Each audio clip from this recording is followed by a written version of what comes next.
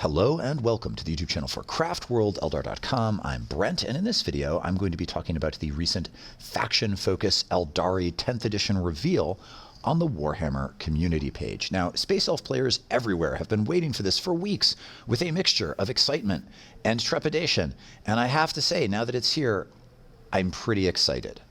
It looks to me as though the 10th edition rules for Craft Worlds are likely to preserve a lot of the really, I think, excellent progress that was made in 9th edition, making Space Elves feel on the table like they do in the lore, rewarding tactical play in a way that feels very Eldari. There's still going to be a fast, hard-hitting, fragile, high skill cap army that depends on combos and overlapping buffs to excel, and if they get caught flat-footed, potentially they get deleted pretty easily. And this has kind of been the modus operandi for Craft Worlds for quite a while. If you're a skilled player and you know how to keep your head down and prioritize targets and predict what's going to happen, they can be really devastating for an opponent to play against and super satisfying. And when you win a game, you feel like you were very clever indeed. But one wrong move, if you hang a unit out there, it's not quite out of line of sight, you make a bad trade, you don't recognize a threat that one of your opponent's units poses, things can turn against you pretty fast, which makes sense for a faction that is a dying race and needs every Space Elf life. So I'm going to run us through what was in the reveal, what we learned. Probably that will not be new to most of you. And then what I think this is going to mean for how Craft Worlds will play on the table, unit selection, and maybe make some inferences about what other sorts of rules are likely to be in the complete rundown of data sheets and stratagems and warlord traits and all that when we finally get that. So very exciting. Here we go.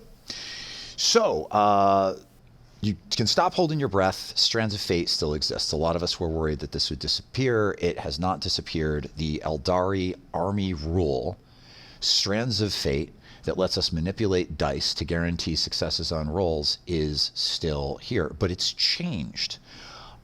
Instead of, as we did in 9th edition, rolling dice every battle round and then retaining dice to auto score sixes on particular types of roll depending on what you rolled, right? It's much simpler, but arguably also more flexible. So at the very beginning of the battle, you roll 12 dice.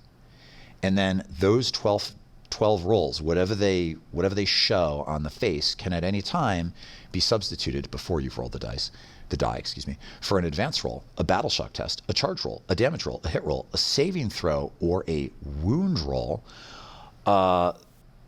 The ability to use these for battle shock tests and damage rolls are new and potentially a really big deal.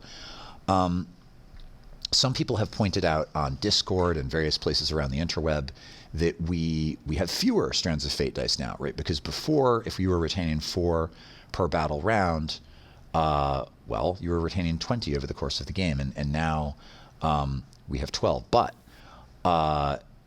there are ways to get additional ones, which I will talk about, and there are ways to manipulate the ones that you have, and the fact that you get them all turn 1, I think, is pretty significant. I'm really excited about the changes to Strands of Fate, and here's why. In the old incarnation of the rule, potentially you could make a battle plan that relied on, say you're trying to do something like Warp Ritual, right? You absolutely need to be able to guarantee that it goes off. And if even when you're with your rerolls for Farseers, you just didn't get a 3, you couldn't guarantee the success of a psychic power, it could really hamper your cunning plan. And because any of the dice that you roll can be used for any of these types of roll, you're not limited to well, I can't manipulate a psychic test unless I rolled a 3. You should, especially in the early part of the game, have whatever dice you need, I think. Now, you also don't necessarily need 6s. According to the old system, every die you swapped was a 6, which obviously is great. But if you're making a hit roll and you just have to guarantee that you hit, you don't need a 6. Most of our stuff hits on a 3. So one of those Strands dice that is a 3, you use it. If you're trying to pass a battle shock test and all you need to do is not roll a 1, we've all been in the situation, right, where you're like, if I roll a 1, everything sucks. But I hate to use my 2 CP to avoid rolling to auto pass. Well, now you can just use the 2. You've got these 12 dice. You use it 2. You auto pass the battle shock test, so you don't lose the objective that you really need. I think that this is going to give us a lot of tactical flexibility with how we play. The other thing that the new Strands rules do for us is they seriously increase the opportunity for a brutal Eldari alpha strike. So as far as we know, there's no limit on how many of these 12 dice you can use in a single player turn or a single battle round, which means theoretically on turn 1, if you were able to get a bead on a bunch of enemy units, you could just guarantee that you hit and wounded with a bunch of stuff and did really serious damage on your damage rolls. And because Eldar are so fragile, the Craftworld playstyle, whatever else you may be doing, like there are a lot of ways to play Craftworlds, but generally part of the Craftworld's playstyle is before I expose myself to my opponent, I have to cripple them, right? Because Space Elves are so fragile. If I'm going to jump out in the midfield with anything other than like the Avatar of Cain with Fortune and some equally durable thing, or something that I know I'm going to lose, that I'm intentionally trading, I have to cripple my opponent. And I think this is going to make it easier for elf players to like hold back, keep their heads down, wait for the right moment, deliver a really devastating blow that cripples your opponent's ability to answer what you have. And then your fragile Space Elves start to do the things that they need to do. And being able to use like potentially even 6 or 7 of these dice on a single turn, I think is going to make that a lot easier.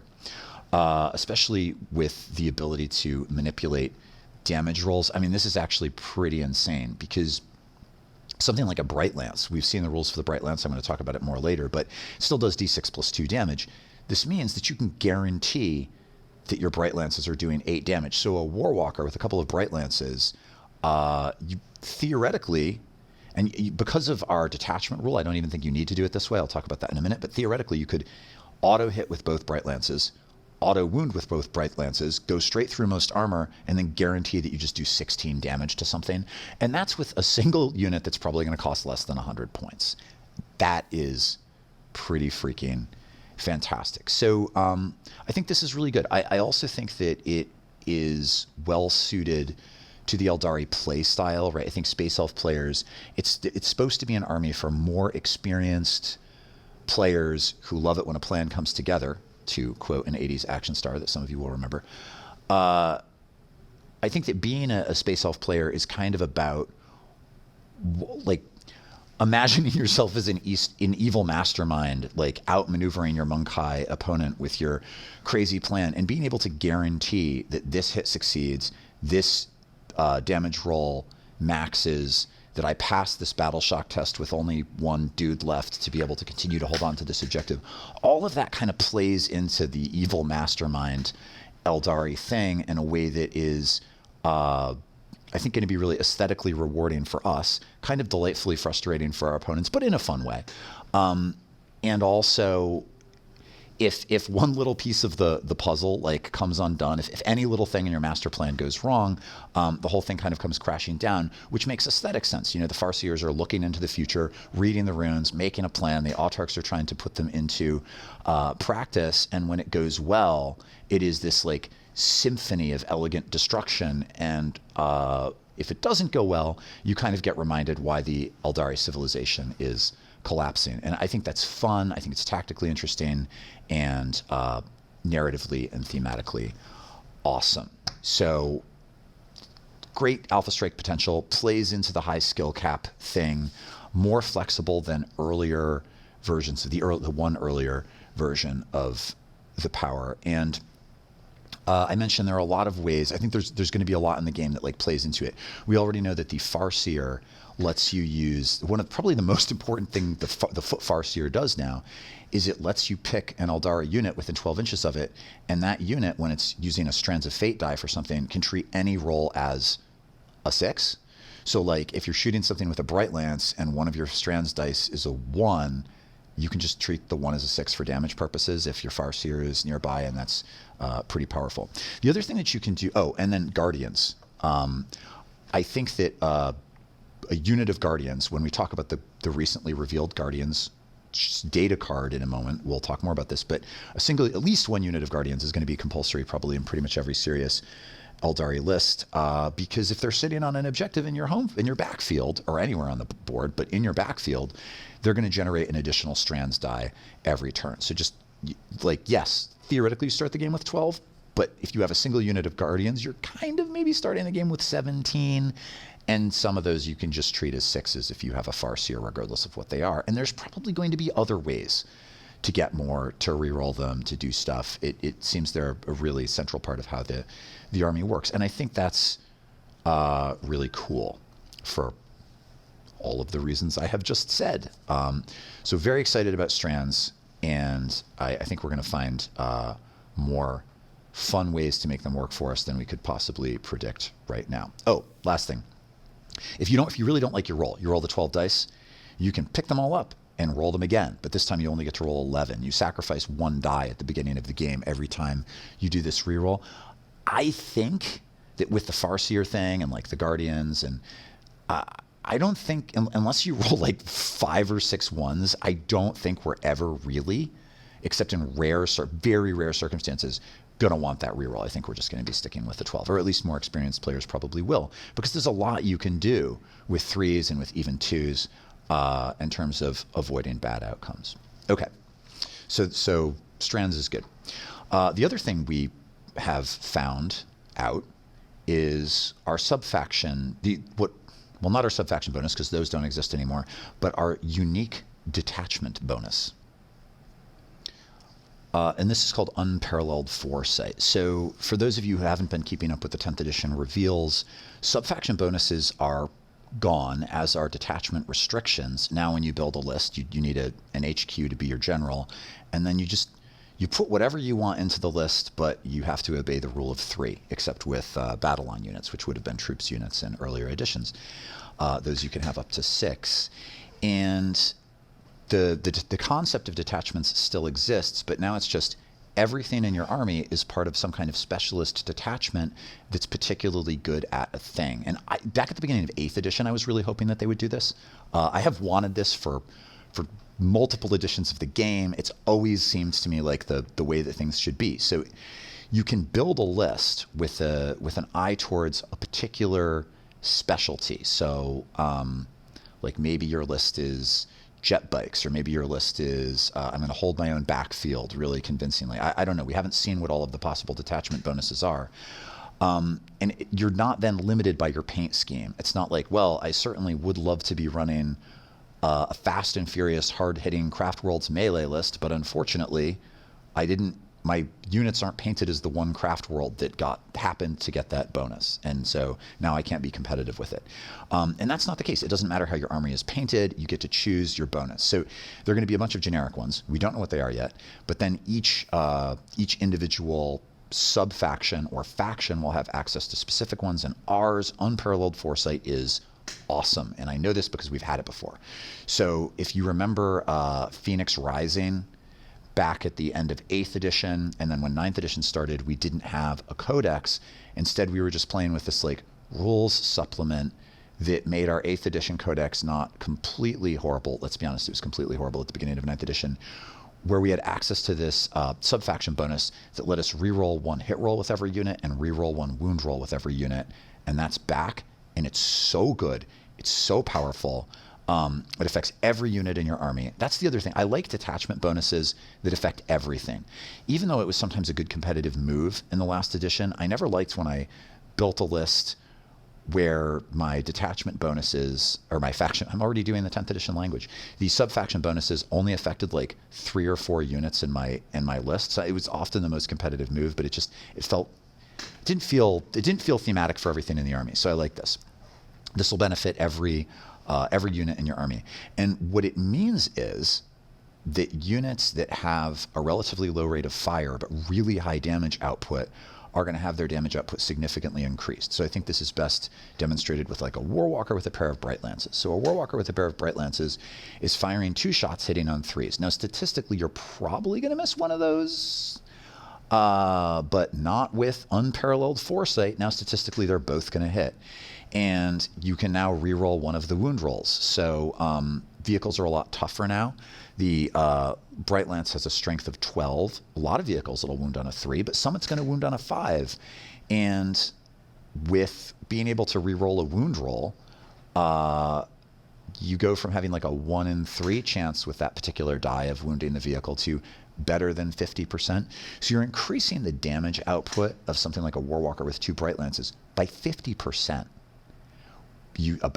generally, which is amazing. I mean, that's a massive bonus. And presuming that the units are pointed with, because it would be kind of shitty to point all of the units with an eye towards this detachment rule, since there are going to be other detachment rules that we could choose. So presuming that units are pointed sort of absent detachment rules, that's going to make our like MSU vehicle units, especially really cheap vehicle units, especially really powerful.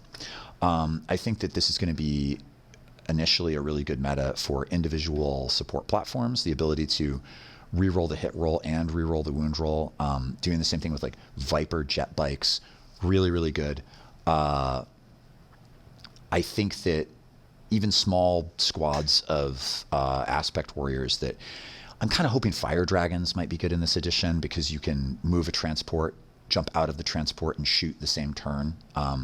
So the ability to like have a reroll to hit and a reroll to wound with one of those fusion guns increases the damage output of those infantry. This is just a really good force multiplier that doesn't require you to think about what you're going to put guide on and how you're going to do whatever. Also, in combination with the Strands of Fate dice, if you make some of your dice hit automatically and you have rerolls with the other ones, well, you can make it all but certain that your key high damage output, low rate of fire units are just doing like spectacular damage to picked targets. And I think this is going to be an edition in which that's important.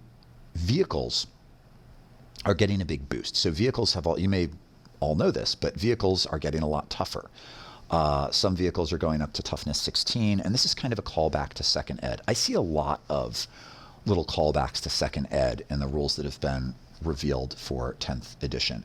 In second edition, small arms fire just could not damage vehicles, except in very rare cases. You had like a 1 in 36 chance if you hit the tread that like potentially, but for the most part, like small arms fire, just vehicles ignored it. And that seems very realistic. And, you know, if you have these vehicles that even strength 5 weapons are only wounding on 6s, it's the answer to vehicles is going to be other vehicles and that carry heavy weapons. GW has also said that a lot of the anti-vehicle weapons carried by infantry are still only going to wound vehicles on a 5-up. So something like a melt-a-gun is no longer going to be like mopping up tanks on a 3-up. It's going to be, you know, like 1 in 3 you ding the tank. It'll still do some damage, but the most efficient answer to vehicles and monsters is going to be vehicles and monsters. So it seems like what's going to happen is, or what they're going for, is that vehicles and monsters will sort of control the open ground. And then what infantry will be for predominantly is holding and clearing ruins and terrain, doing actions, and both insulating your vehicles and maybe not combating monsters from being engaged in melee. We don't know how melee engagement with vehicles will work exactly. And then potentially also like overrunning your opponent's vehicles. And all of this makes sense to me, right? And with the amount of terrain on the table in 10th edition, presuming it's like 9th, you're definitely, it's not like this is going to be all vehicles on the table. If you removed all the terrain, I think the 10th edition rules, as they look right now, if you were just to play on an open field with like 2 trees in the middle, and I've seen maps, like there's still like game stores and like, I don't know, out of the way places where the guy running the game store hasn't actually played 40K since 4th edition, and what he thinks is a normal amount of terrain is like almost nothing at all, and the game is basically unplayable. But if you were to play in an open field with the 10th ed rules, yeah, you would want all vehicles, I think. But with the tremendous amount of terrain, where like a third of the table is covered in this line of sight blocking terrain that's creates these firing lanes, you're going to need both. I think that there's really a push to get people to run lists that like look like real armies and are diverse in the types of units that they present.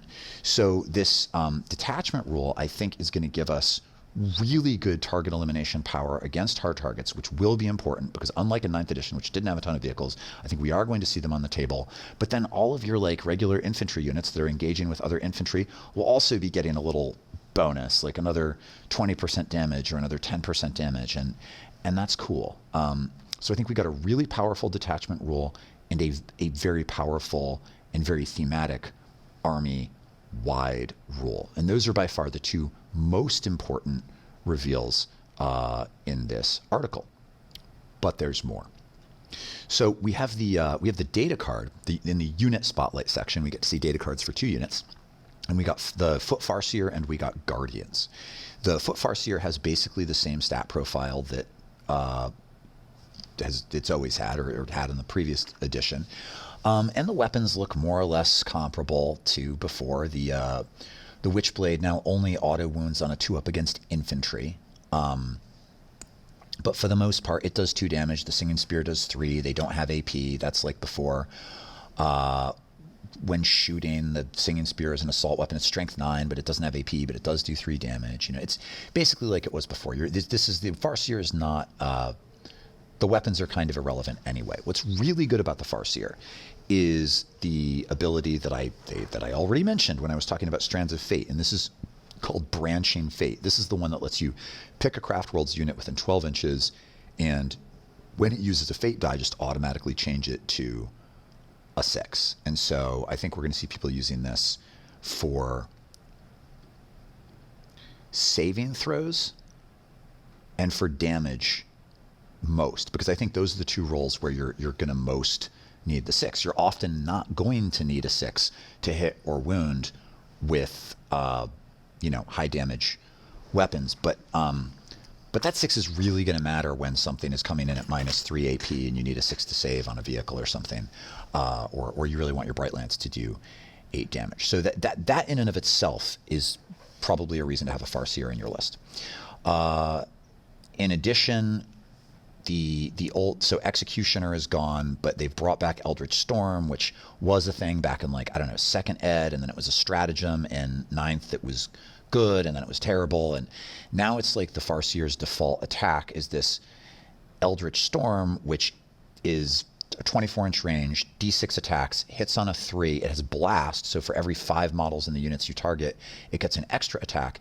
It has the Psychic keyword, as by the way do the Singing Spear and the Witchblade, and we don't know yet what the Psychic keyword on a weapon does, but it has it. It's strength 6, the Eldritch Storm, -2 AP, D3 damage. It's fine. It's pretty good. It'll pick up a couple of Space Marines. It'll maybe ding a light vehicle for some wounds. If you roll there, maybe quite a few wounds. With the rerolls, because it seems to work like a shooting weapon, so presumably you can use the rerolls on it. It'll do some damage, but your Farseer is not a combat character, and because it doesn't ignore line of sight the way Executioner did and just do mortal wounds, I don't think it's going to be the wrecking ball that power could be in combination with Smite. And then there's Fortune is the other psychic power, and this works differently than how it did before. You do this in your command phase. You roll a d6, and on a 2+, a friendly Eldari unit within 12 inches conveys a -1 to wound when targeted by opposing units. So no more 5-up, feel no pain, but -1 to wound. -1 to wound on something that's already pretty tough is really, really good. If you played against Chaos Space Marines a lot in 9th ed, you may remember how irritating it was to try to pick up Chaos Space Marine Terminators when they had an invuln save and they could only be hit on a 4-up because of trans hitmen, and then when you're at -1 to wound and they're already pretty tough, they just became really hard to shift. Throwing Fortune on your Guardians, your Howling Banshees or something that are toughness 3, it's ooh, now they're wounded on a 4, not a 3 with your opponent's bolters. That's not gonna keep those elves alive. But throwing this on something like the Avatar of Cain or on a pretty tough vehicle, will make it objectively a lot more durable, or on some Wraith infantry or something. So I think that fortune power is really good. It's a bit of a shame that it doesn't just auto succeed. Like there's a 1 in 6 chance that it could just not work, and it looks like there isn't any way to auto succeed on that. But most of the time it's going to work, and it's pretty good. I will admit that one of my big concerns, I did like how customizable Psychers used to be with 18 different powers to choose from total. You know, Farseer had access to 12 different ones. And I do feel the loss of that customizability. I'm hoping that we see that the flexibility in other ways. So I think it's at least possible that there might be multiple data cards for certain characters. Like maybe there are 2 Farseer data cards for foot Farseers with different builds, and you're like choosing. You're choosing one or the other. Maybe not. There's no evidence for that, except that it's something they could do. But GW has said that when you have like a Farseer on foot and then Farseer on a bike, that the Farseer on the bike will have different powers. So the Farseer Skyrunner will not have Fortune and Eldritch Storm. It'll be something else. Maybe it's going to be some version of Doom and Will of Azurian or something. I don't know. But like... There will be another option. The other thing that I think that we could see happen, at least I'm hoping for this, and I do think there are reasons to think it might, is that some of that psychic flexibility will shift to the stratagems. So we know that there are going to be 12 stratagems that anybody can use, and then every faction will have 6 unique stratagems, and so every player will always have access to 18 stratagems exactly. And I could totally see one of the Craftworld stratagems being Doom. It would key off a Farseer unit, or maybe any Psyker, probably a Farseer. Like pick an enemy unit within 18 inches of the Farseer, and if you succeed on the test, all of your rolls, your wound rolls are at +1 to wound, or something, right? Or maybe you get to reroll wounds. I could totally see that, and I think that there's precedent for that because in Apocalypse, so Apocalypse was a like 40K spin-off game that they released back during 8th edition, and then unfortunately didn't really support because it was really cool, that let you play 6,000 and 7,000 and 8,000 point games of 40K in a reasonable amount of time, kind of using the rules from like 2nd edition Epic, if you remember that, which were really good. It was a really good rule system. And there was no psychic phase in this. Instead, you had this deck of cards for every faction, and you had a hand at any given time that was kind of like stratagems, and all the psychic powers were in that deck. So you had to like draw into Doom, and then you would do that thing. You would choose an enemy unit and it had to be this close to a Farseer, and it would trigger Doom. So I think there's at least a chance that some of those like classic Craftworld psychic powers that have been with us literally since 2nd edition may not be gone, even though looking at the data card, it looks like maybe it is. It also could just be that Doom is on the Farseer Skyrunner. But I do think there's reason to think that at least 1 or 2 of our stratagems might basically be psychic powers. So it's a thing that could happen. I don't know. We also know that when the Farseer fails some kind of psychic test, we don't know exactly what the mechanics are for this, but apparently when you fail a psychic test, you can take damage, and Craftworlds never do take damage, which is a bit like, you know, the old Farseer helmet that was on the data card. So that's cool. The other data card that we've gotten access to is Guardian Defenders, and this one is exciting not only because we get to see the rules for Guardian Defenders, but because they have the weapons platform. We've gotten the rules for every standard loadout heavy weapon, which is cool.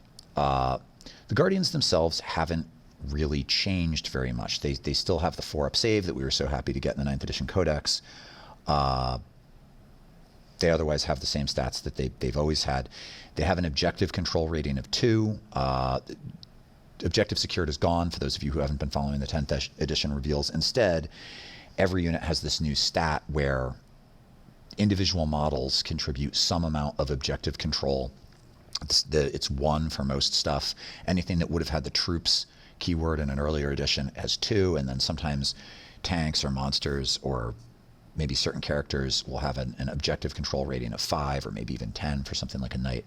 So Guardians have a 2 for objective control, so they're still good at holding objectives.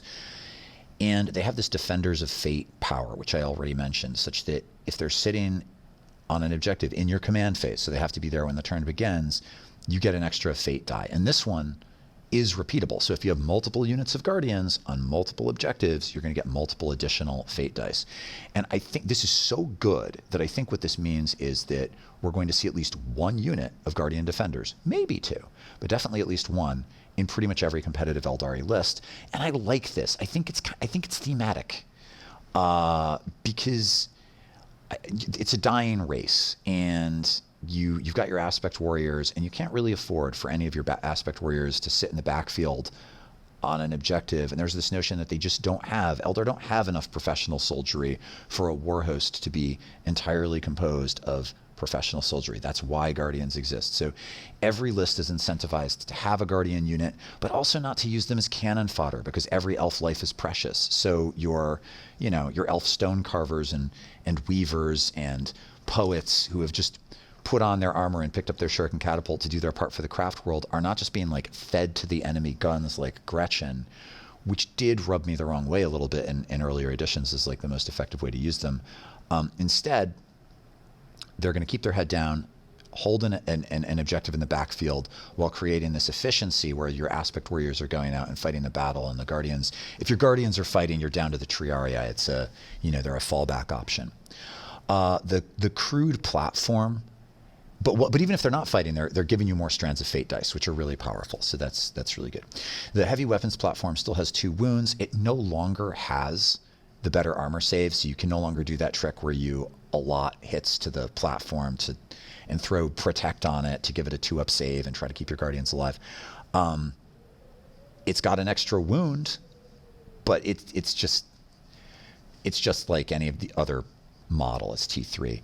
The only reason to kill it instead of a Guardian is that it has no objective control. It's got an objective control rating of 0, but generally it's probably going to be the last thing alive in the unit, down to except one model, because if there are no living Guardians to fire it, it dies. It's the crude platform rule, but it's going to probably be the second to last model you eliminate. So we got the heavy weapons rules. That's exciting. The missile launcher still has a 48-inch range. You choose either the Starshot or the Sunburst, same as before, so it's either anti-hard target or anti-infantry. The anti-hard target rules are kind of like they were. It hits on 3s. It's strength 10, right? So that's gone up, but vehicles are all tougher. So it's going to wound light vehicles on a 3-up and really tough vehicles on a 5-up. -2 AP, same as before, I think. And then D6 damage, not great, except Strands of Fate, you can just guarantee that your rockets do 6 damage. And I think that change, the Strands of Fate dice change, is going to make the Eldari missile launcher maybe actually viable. And that extreme long range on it really matters. Like if you had 3 Warwalkers with missile launchers that were fire and fading in your backfield, you could sort of decide whether you wanted 48 inches of range, 6 shots, 1 free reroll to wound, 1 free reroll to hit, and then use Strands dice, maybe with a Farseer nearby, just changing some dice to 6s, to automatically be doing at least 6 damage with each rocket, with one of those rocket attacks. Or the Sunburst profile, D6 attacks, but blast, so +1 for every 5 models in an enemy unit. That one's strength 4, -1 AP, 1 damage. That's, for just regular light infantry. It still has the problem of being less efficient at either of those roles than other options, but the reliability you can create on the 6s, and the fact that it has a 48-inch range, which is more than all the other weapons, I think makes it at least potentially viable, maybe on like a single unit of Warwalkers. We'll see how it shakes out. The Bright Lance still has a 36-inch range. I've basically told you the stats already earlier in this video, but strength 12, -3 AP, D6 +2 damage, so being able to auto do 8 damage with it, so good. And with the rerolls from the detachment power, really hard hitting. I think Bright Lances are really going to do some work for us in this edition. The scatter laser is still 36 inches, which is one of the most important things about the scatter laser. 6 attacks, still great. Strength 5, so we're losing a little bit of strength there. I think what they're doing with the scatter laser is they really want it to be predominantly used against infantry instead of kind of effective against light vehicles. Still no AP, but there's a rule change such that cover can no longer ever get you to a 2-up save. So the biggest problem scatter lasers had before was that something in cover with a 2-up save was basically almost immune to it. And now with 6 shots, if you have a bunch of these things on, say, like Wind Riders, if you're putting out 36 or 40 shots, even if your opponent is saving on a 4-up, you're still going to do some serious damage. And being able to fire 36 inches and then fire and fade, that's a big deal. Good for something like Shroud Runners. The Shuriken Cannon, though, I think the Shuriken Cannon and the Bright Lance are the 2 big winners. The Shuriken Cannon is still 24 inches, still 3 shots, still strength 6, -1, flat 2, but it's gotten the sustained hits 1, which means that it has exploding 6s to hit. So it has a 50% chance of increasing its damage output by a third. And then in addition, you could always use a Strands die to sort of just to guarantee 2 hits. Like, you're going to roll a 6, so I'm going to hit with that one, and I'm going to get another auto hit. And I think that's really good. And that flat 2 damage, that's going to be really good for picking up Space Marines. At strength 6, it's going to wound probably most of the lighter to mid weight vehicles on a 5. And if you're getting a reroll for the detachment power, then you stand a pretty good chance of doing some damage to light vehicles. I think it's just a really good kind of all-purpose weapon that, if it's efficiently pointed, is going to be a popular pick in a lot of lists. The regular Shuriken Catapult is the same stats as before, but there doesn't appear to be a Shuriken rule. Maybe there'll be a stratagem, right, for our Shuriken fire, but it's no longer the case that Shuriken weapons, it seems, automatically get extra AP on 6s to wound. The Star Cannon has gotten a bit of a boost. Still 36-inch range. One of the really good things about the Star Cannon is its range. 2 attacks, strength 8, -3 AP, flat 2 damage. So same range as the Bright Lance, double the rate of fire, less strength and damage, but maybe more versatility with targets. These could be good on Vipers, because if you're rolling 2 dice, you're more likely to be able to make use of reroll a hit roll and reroll a wound roll. I think those are good stats. Infantry, heavy infantry that's T4 with 2 wounds, we're going to win those on 2s. We're going to basically go through their armor. Like, I think this is going to be a Space Marine killer, and I'm sure there are going to be other heavy infantry in the game that it's also really effective against. Exactly which weapons are good on what, that's going to depend on how they are pointed, whether they have been sensibly pointed with reference to one another and the meta. And we just have to see how that shakes out. But it looks to me currently like all of these have potential for being usable, more so than in this last edition, where we just never saw the rocket launchers, and star cannons were also pretty rare after having been very popular in 8th. Okay, next part of the reveal, weapon spotlight. So each faction is getting a spotlight on one weapon, and our weapon spotlight is the prism cannon. And I'm excited to see this because my fire prisms, I don't know about you, my fire prisms were on the shelf for most of 9th. They didn't really have a role, and this is looking pretty good. I think the fire prism is better than it was before, rather substantially. It's a 60-inch range, so it can reach out and touch anything. You choose between the dispersed pulse profile, which is 2d6 attacks blast, so again, +1 hit for every 5 models in the enemy unit. Strength 6. This is an anti-infantry weapon that's going to win most infantry on a 3, some infantry on a 2. AP -1, sure, and then flat 2 damage means it just picks up Marines. This is good. It's not amazing. It's good. I think the more powerful one, Focused Lances, 60 inches, 2 attacks, strength 18, that is going to wound every vehicle in the game on a 3-up or maybe a 2-up. -4 AP, flat, 6 damage. That's freaking amazing.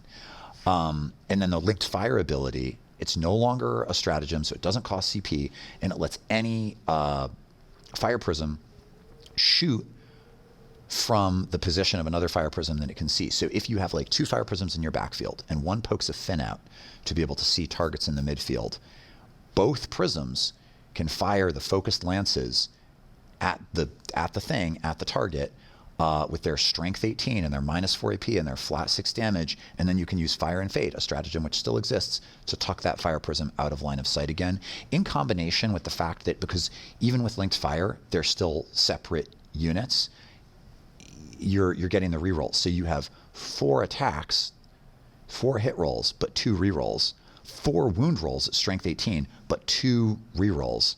-4 AP is going to go through anything. And then flat 6 damage, like your ability, and then with Strands dice, like if you want to make sure you hit, your ability to just do like 24 damage to something that deigns to come into the midfield is going to be significant. I think because there are going to be more tanks and monsters in the game. One of the problems with Fire Prisms in 9th edition was that tanks and monsters didn't have in most lists a big role to play, so your Fire Prisms often didn't really have ideal targets. Also, the sheer amount of terrain on the table makes it difficult for vehicles to have firing lanes, and that's still going to be true. But I do think that because there are going to be more potential targets, it's going to be easier to make use of something like this. And whether or not we want prisms in our lists is probably really going to come down to how efficiently pointed they are with reference to stuff like Bright Lances. Because although that 6 damage on the lance is pretty freaking appealing at strength 18, the fact that we can make a Bright Lance do 8 damage, and we can also make it auto wound or have the reroll to wound, means that strength 12 instead of strength 18 isn't necessarily such a problem if a Warwalker with a pair of Bright Lances is like 80 points and a Fire Prism is like 145. You might find yourself wanting the Warwalker. But we don't know what the points are going to look like, right? So we've got to wait and see. But I honestly think the prisms are really good, and I think the greatest obstacle to using them is potentially going to be that other stuff is better. And that's the kind of problem you want to have when a new edition is dropping. I will say, I mentioned Fire and Fading the Fire Prism. And I will say that one of the losses, let's all acknowledge, Battle Focus is gone. So we still have the 2 CP Fire and Fade stratagem. You're only going to be able to use it on 1 unit, and we are no longer battle focusing stuff out of line of sight. That's going to be hard on something like Shroud Runners. One of the things that made Shroud Runners really good in late 9th edition was that with that 36-inch range, they could get somewhere that they needed to be, right up against some obscuring piece of terrain, take the shot, duck out of line of sight, hitting on 2s. It's really hard to kill them. And they might not have quite that same utility in 10th, because you're probably going to have something better to use your 1 Fire and Fade on than your Shroud Runners. Like, for example, that 1 Fire Prism that is making use of linked fire, so that you only need to Fire and Fade 1 of them. But a unit of 3 Warwalkers with Bright Lances could Fire and Fade pretty damn well too.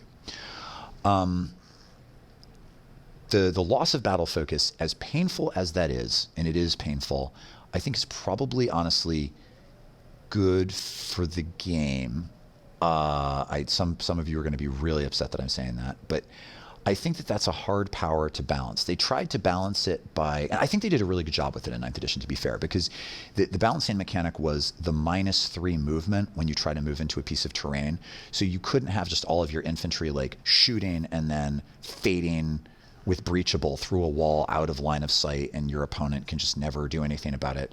Like, the fact that there was a 50% chance that any of your infantry could just fail moving into a building and then be caught flat-footed and killed made it not ridiculous. But they're trying to streamline things and not have rules like roll a die to see if you can do the thing, subtract 3 from it, and then maybe some of them get in and some of them don't. And how do you balance for a faction that potentially can shoot with everything and then have everything out of line of sight? I mean, that's a hard mechanic to create good game balance for. And I think that it's kind of fine. We still have Fire and Fade. if only one of your Space Elf units is doing it, but it's doing it with absolute certainty really effectively. We're also, because we're going to be able to use those Strands dice on something like indirect fire weapons, like there's a distinct possibility that D-cannons are going to be just absolutely monstrous in this edition. We know that the -1 to hit and the automatic cover bonus are carrying over. Well, so the indirect fire rules are actually, the indirect fire disadvantage is a little bit less, because it used to be in 9th edition, indirect fire worsened your ballistic skill, not the hit modifier. So there could be a hit modifier stacked on top of the ballistic skill penalty, and your opponent got +1 to their armor save, not cover. So if they were in cover, they were actually getting +2. And the way it works now is it's -1 to hit.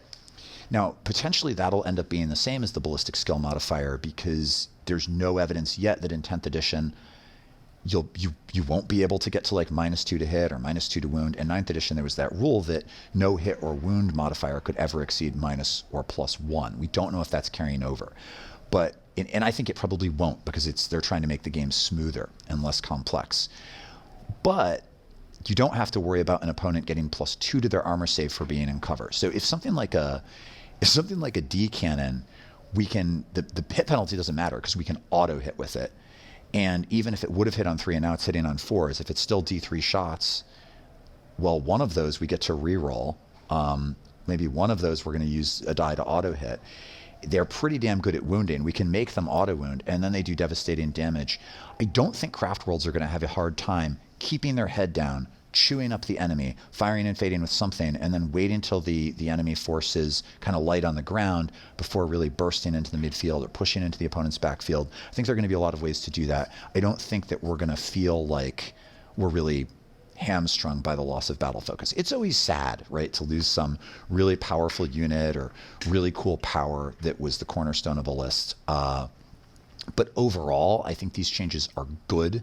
I think they're balanced against a lot of the stuff that's been released. I think that Craftworlds are going to be powerful. I think they're going to still feel like Space Elves. I think that a lot of the progress that was made developing this faction in 9th edition has been very effectively preserved, but I do think the game is going to be a lot more streamlined. So I'm excited. I think that this is good. I am a little bit sad about the loss of the flexibility of psychic powers, and like I said, I hope that that's addressed in other ways, maybe with stratagems. But also, as I said in the video, the Farseers report, where I talked about when I was going to talk about 10th edition, of course there are going to be things in 10th edition that we don't like as much. Like, no matter what, inevitably there's going to be at least one thing that you miss from the old edition. But on the whole, I really think that this is a positive change. I think that the game is going to be more fun, more streamlined, and just much more accessible for players at all levels. And so I'm excited about it. So that's what I've got. If you liked this video, I hope that you'll click like. If you haven't subscribed, I hope that you'll subscribe. If you have your own thoughts about the 10th Ed reveal, I hope you'll talk about those below. I would like it if we could keep the salt to a minimum. I'd kind of like to stay positive about this stuff, but you know, I'm not the boss of you. Say what, obviously, if you need to rant. But yeah, let's also remember, let's not be down on people for being excited about it. How about that? I think that's reasonable. If you have not yet considered becoming a patron, it would be cool if you considered it. Patrons get early access to this content. They can download the audio files and listen to them like podcasts, and they have access to a Discord. There's a really good Discord community for this site. It's players of all levels. The conversation is interesting, it's fun, it's funny, and we would love to see you over on the Discord too. And obviously I have a vested interest because it helps support my content. And if you just want to say hi to help my algorithm, I appreciate that too. Okay, so I'm out. I hope to be back again soon with probably, unless we're getting this, unless 10th edition drops shockingly fast, probably at least one more video that will not be tactical content before that happens. And if you have strong preferences about what non-tactical content that video addresses, feel free to tell me in the comments below. Thanks, guys. Look forward to being back soon. Take care. Bye.